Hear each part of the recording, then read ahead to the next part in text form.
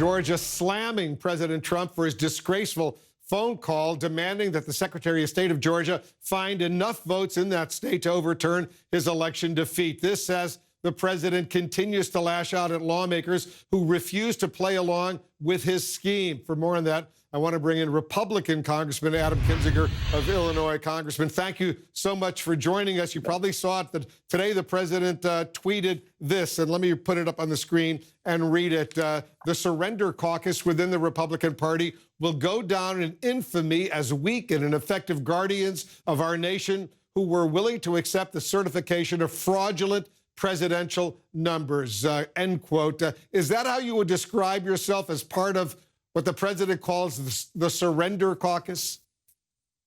No, certainly not. And if he calls us the surrender caucus, I would actually say that what we're doing is we're fighting, and we're fighting to uphold, even in difficult circumstances, the Constitution of the United States and the will of the people. The president had plenty of opportunity over the last number of weeks to prove his case in court. That wasn't done. No court case happened. All these things that are being thrown out on Twitter that, you know, supposedly prove fraud are later proven to be fraudulent themselves.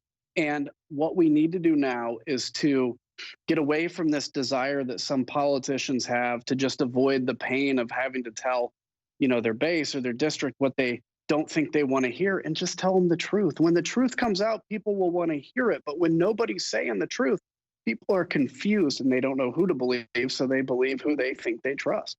You know, what is so totally outrageous, Congressman, is that at least 140 of your fellow House Republicans are expected to vote against counting the Electoral College results, the electoral votes, when the House and Senate convene on Wednesday. Have you had private conversations with these colleagues of yours? Have you tried making the case to them that this, for all practical purposes, is outrageous? Yeah, look, we've had, it's really been the center of everything we've been talking about since we've been back out here in D.C. I'm hopeful that what initially would have been 140 will be less, that we've kind of stemmed that tide a little bit, you know, just in having these discussions. That said, you know, if it's 100 or 50, it's way too many. But if we can do less, that's good. I mean, the bottom line is this, is President Trump ran a race and he lost. And all the evidence is that he lost. Every state which has the final authority in terms of certification has certified their results. It is not the role of the Congress of the United States to determine whether or not we like what they sent. It's our job to simply determine that they sent electors to us. Yeah, all 50 states and D.C., you're absolutely right. They did officially certify the results of the election. Biden won by more than 7 million votes. And then the Electoral College convened virtually, and they affirmed the results, 306 232 for Trump. You need 270. Trump is the loser. Biden is the winner. Ultimately, the guardrails of the Constitution, I think you agree with me, will hold. But even this push to overturn the election by the president and his supporters in the House and Senate, it may be bumbling, it may be futile, but is it still essentially a coup attempt? I think, I don't want to say coup, because I think that, you know, from my position, it leads to a whole set of things. I do think, though, it is an attempt to overthrow the will of the people. And, you know, it's one thing to be concerned about voter fraud. I think everybody's concerned about voter fraud, and we want to go after it whenever we can. But to make accusations that, you know, 20,000 votes that were just for Biden, and then you see that that wasn't true, or that there's a explanation because the Trump votes were uploaded in the second tranche. I mean, to say all that, to overload people with information, to confuse them, and then this is the most dangerous part, is we know that President-elect Biden is going to be president. We know that.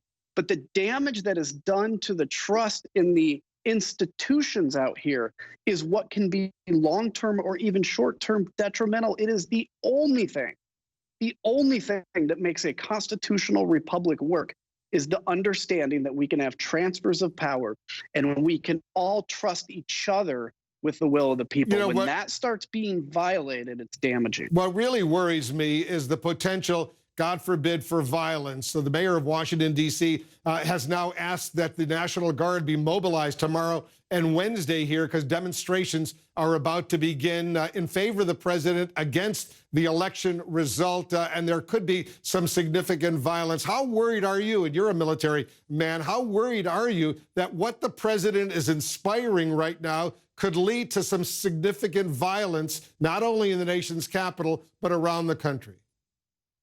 I am worried. I am worried. You know, we saw violence in the summer. I think we could potentially see violence tomorrow, and potentially, I hope not.